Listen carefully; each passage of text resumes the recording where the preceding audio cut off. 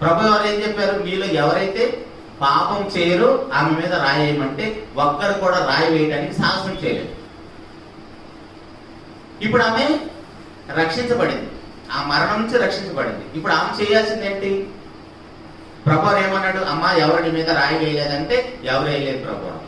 ఇప్పుడు ప్రభు ఏమన్నాడు?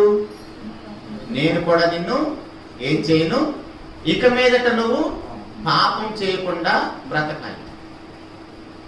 సో ఇప్పుడు ప్రభు చేసింది ఏంటిది? తన ప్రాణం పోకుండా కాపాడాడు, రక్షించాడు. ఇప్పుడు ఈమెం చేయాలి? పాపం చేయకుండా బ్రతకాలి. అర్థమవుతుందా? బాప్తిసం పొందిన మన జీవితం ఎలా ఉందో, మనం పరిశుద్ధులుగా జీవించాలంటే దేవుడు చేసే కార్యం అయిపోయింది, చేసేసాడు.